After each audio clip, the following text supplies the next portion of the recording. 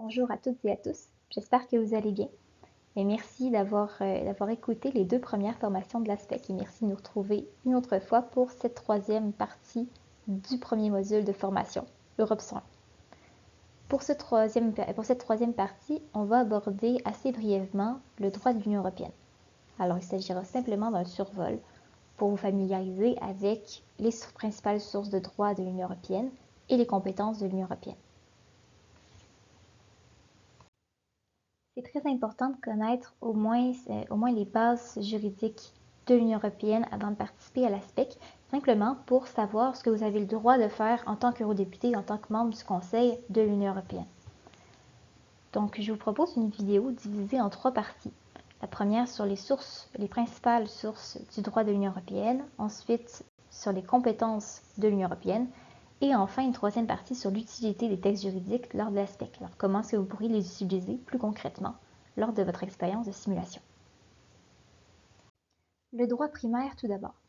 Le droit primaire est formé des traités fondateurs de l'Union européenne. Il y en a deux des traités qui forment vraiment la structure juridique du droit primaire de l'Union européenne. Il s'agit du traité sur l'Union européenne, qu'on nommera TUE, et du traité sur le fonctionnement de l'Union européenne, qu'on nommera TFUE. Au sens strict du terme, ces deux textes-là ne sont pas des textes constitutionnels. Mais il y a eu au fil des ans une forme de constitutionnalisation du droit du droit primaire de l'Union européenne. Et aujourd'hui, le TUE et le TFUE fonctionnent comme une forme de constitution, en tout cas pas formelle, mais dans les faits, de l'Union européenne. Ces deux traités-là ont le même statut juridique, donc il n'y en a pas un qui prime sur l'autre. Le TUE, tout d'abord, lui, aborde les principes de l'Union européenne, ses valeurs, ses objectifs. Et le TFUE, lui, va spécifier les compétences de l'Union européenne, ses politiques dans certains domaines particuliers, comme dans l'agriculture ou dans l'action extérieure, et va aussi spécifier le fonctionnement des institutions européennes. Dans le droit primaire de l'Union européenne, il y a d'autres textes qui s'ajoutent au TUE et au TFUE, mais ces deux-là sont vraiment les deux principaux. Un troisième texte d'importance aussi qui pourrait s'ajouter à cette structure de base-là, ce serait la Charte des droits fondamentaux. Et comme son nom laisse deviner, qui indique les droits fondamentaux que doivent respecter les États membres, mais aussi les institutions européennes. Concernant les accords internationaux maintenant. Donc tout d'abord, il faut mentionner que comme tout sujet de droit international, l'Union européenne se doit de respecter le droit international. Mais l'Union européenne a aussi la capacité juridique de conclure, de faire du droit international, donc de conclure des accords internationaux avec par exemple des États à l'extérieur de l'Union européenne ou d'autres organisations internationales. Mais depuis 2009, et donc depuis l'entrée en vigueur du traité de Lisbonne, les nouveaux accords internationaux que conclut l'UE ou même les États membres de l'UE ne doivent pas aller à l'encontre du droit primaire de l'UE, donc les sources de droit dont on vient de parler dans la section précédente. Maintenant, concernant les principes généraux, donc troisième source de droit, viennent de plusieurs endroits, mais la plupart ne sont pas directement indiqués dans les traités fondateurs de l'Union européenne, donc le TUE, le TFUE. La plupart ont plutôt été développés par la jurisprudence de la Cour de justice de l'Union européenne. Parmi ces principes-là, il y en a vraiment plusieurs, mais on compte par exemple l'état de droit, la démocratie, le principe de non-discrimination, notamment envers les minorités, et la solidarité entre les États membres. Les États membres et les actes juridiques de l'Union européenne se doivent de respecter ces principes généraux-là. Donc, ils doivent garder l'esprit des principes dans leur application et dans la rédaction aussi des actes juridiques. Le droit dérivé maintenant, quatrième et dernière source de droit dont on va discuter aujourd'hui, c'est l'ensemble du droit que produisent directement les instances européennes, qu'ils soient contraignants ou non contraignants.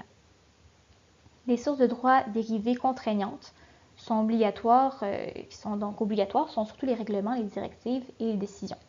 C'est ce qui forme en un sens la législation européenne. À l'ASPEC, un des trois textes seulement qu'on va étudier sera contraignant, sous la forme d'un règlement. Il s'agit du texte sur le commerce international. Alors, les règlements sont obligatoires pour tous les États membres et s'y appliquent directement. Alors, les États membres n'ont même pas besoin de faire de passer une loi, par exemple, pour les faire appliquer sur leur territoire. C'est une application qui est directe. Les sources de droit non contraignantes, elles, sont assez nombreuses. mais la seule qui sera produite à l'ASPEC cette année, ce sera une communication. Les communications expriment la position de la Commission européenne aux autres institutions. Elles n'ont pas de portée obligatoire pour les États membres. C'est seulement une prise de position. Il y a 2 des 3 textes à l'étude cette année à l'ASPEC qui seront des communications. Donc le texte sur la politique de voisinage et celui sur les Roms et gens du voyage. Donc vous l'aurez compris, au sein de l'Union européenne, il y a des sources de droit qui priment par rapport aux autres, un peu comme dans nos systèmes nationaux. Donc on sait que dans nos systèmes nationaux, par exemple, il y a une constitution qui prime sur les lois que peuvent adopter nos parlements. Donc les lois ne peuvent pas aller à l'encontre de nos constitutions. C'est un peu la même chose au sein de l'Union européenne. Le droit primaire agit comme une simili-constitution. Donc tout ce qu'il y a en dessous de la pyramide de la hiérarchie des sources de droit ne peut pas aller à l'encontre du droit primaire. Ça veut dire que le droit dérivé que nous allons produire à l'ASPEC, sous la forme soit de communication ou de règlement, ne pourra pas aller à l'encontre du droit primaire, des accords internationaux ou des principes généraux de l'Union européenne. Et c'est ce qui fait le tour concernant les sources de droit de l'Union européenne, en tout cas notre survol des sources du droit de l'Union européenne. On va donc maintenant passer aux compétences de l'UE. L'UE ne peut pas faire des actes contraignants, ne peut pas produire des actes contraignants comme des règlements, par exemple, dans tous les domaines qu'elle souhaite. Il y a des domaines particuliers où elle a la compétence d'agir, et d'autres domaines qui sont réservés aux États membres, et où l'Union européenne n'a pas le droit d'agir, ou alors très peu. On peut un peu assimiler ça à un système fédéral, comme on en retrouve en Belgique, en Allemagne ou au Canada, où il y a des domaines d'action qui sont réservés à l'instance fédérale et d'autres aux instances fédérées. Les compétences de l'UE, vous pourrez les retrouver aux articles 3, 4, 5 et 6 du traité sur le fonctionnement de l'Union européenne, le TFUE. L'UE peut avoir 4 types de compétences, avec chacune différents domaines d'action, et pour chacune de ces 4 types de compétences-là, différents niveaux d'action qu'elle peut adopter. Donc, il y a les compétences exclusives, les compétences partagées, compétences de coordination et compétences d'appui. Donc, tout d'abord, concernant les compétences exclusives de l'UE. Ce sont les domaines d'action où seul l'UE a le droit d'agir. Selon le TFUE, lorsque les traités attribuent à l'Union une compétence exclusive dans un domaine déterminé, seule l'Union peut légiférer et adopter des actes juridiquement contraignants. Alors, ça veut dire que les États membres ont laissé tomber toute leur capacité d'action qu'ils avaient dans ces domaines-là. Vous pourrez retrouver les domaines à l'article 3 du TFUE, et ils sont aussi retranscrits à l'écran. Il s'agit notamment de l'union douanière, de la politique monétaire ou encore de la politique commerciale commune. Donc pour l'ASPEC, le texte sur le commerce international porte pour beaucoup sur des compétences exclusives, mais pas les 2 autres textes qui portent sur la politique de voisinage et sur les Roms et gens du voyage. Donc, mais c'est pas très grave pour ces 2 textes-là parce que les 2 autres textes sont seulement des communications. Et la Commission européenne peut communiquer sur n'importe quel sujet, même si elle ne peut pas légiférer sur ces sujets-là. Donc, concernant les compétences partagées maintenant, ce sont des compétences qui sont partagées entre l'Union européenne et les États membres. Ça veut dire qu'à la fois l'Union européenne et les États membres peuvent adopter des actes juridiquement contraignants dans les domaines de compétences partagées. Mais l'Union européenne a une priorité d'action sur celle des États membres. Donc, les États membres peuvent seulement légiférer dans un aspect de ces domaines de compétences partagées si l'Union européenne n'a pas déjà émis un acte, ne s'est pas saisie de cet aspect-là, ou si elle a cessé d'agir. Il y a seulement deux exceptions à ça, 2 domaines où les États membres et l'Union européenne ont une égalité d'action, domaines indiqués à l'écran. Vous pouvez retrouver les compétences partagées à l'article 4 du TFUE. Pour ce qui est des compétences de coordination, la capacité d'action de l'UE est assez limitée. Alors, il peut y avoir adoption d'actes contraignants, comme un règlement, mais ces actes-là ne peuvent pas inclure une harmonisation des mesures qu'ont prises les États membres. Donc, les États membres peuvent toujours prendre des mesures contraignantes de leur côté, et l'Union européenne ne peut pas essayer d'aller les harmoniser pour faire une politique commune au sein de tout le territoire de l'Union. L'UE va principalement adopter, dans le cadre de ses compétences de coordination, des grandes orientations pour ses États membres, des lignes directrices.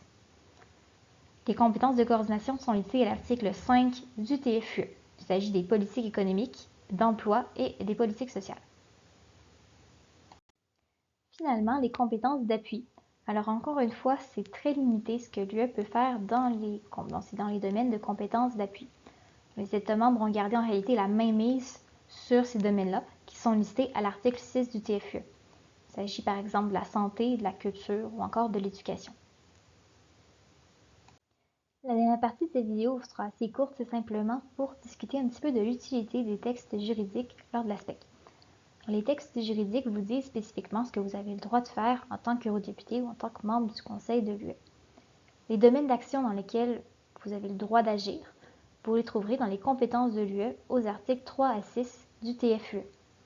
Mais plus spécifiquement, comment vous pouvez exercer ces compétences-là, vous pourrez le savoir principalement en consultant le reste du TFUE. Le TFUE est divisé en plusieurs sections qui traitent plus spécifiquement des différents domaines d'action de l'Union européenne. Sur la plateforme de formation, vous pourrez trouver les textes juridiques les plus importants et également une table des matières du TFUE pour vous aider si vous deviez rechercher plus rapidement une information sur vos capacités d'action. Par exemple, si vous travaillez sur le texte sur le commerce international, ça pourrait être intéressant d'aller jeter un œil sur l'exercice des compétences de l'UE en matière d'union douanière, que vous pourrez retrouver aux articles 30 à 32 du TFUE. Si vous travaillez sur un texte portant sur les Roms et gens du voyage, en plus du TFUE, la Charte des droits fondamentaux de l'Union européenne vous sera probablement utile, parce que le texte va traiter directement de l'intégration sociale des Roms et gens du voyage. Toute l'information sur la capacité d'action et les obligations de l'Union européenne, vous pourrez vous en servir pour défendre vos propositions. Donc, expliquer pourquoi est-ce que ce serait la meilleure chose finalement d'adopter votre amendement. Mais vous pouvez aussi vous en servir pour essayer de montrer qu'une disposition du texte ou qu'une proposition d'un autre eurodéputé ou membre du Conseil ne fonctionne pas selon votre interprétation du droit. Donc, ça peut vous servir d'un argument qui fonctionne dans les deux sens, à la fois pour promouvoir vos propositions et pour essayer de défaire celles des autres. Donc, c'est ce qui fait le tour concernant cette vidéo. J'espère que ça vous aura été utile. Mais n'hésitez surtout pas à poser des questions si vous en avez, soit en les posant directement dans la section des commentaires en bas de la page de formation ou en écrivant à l'ASPEC.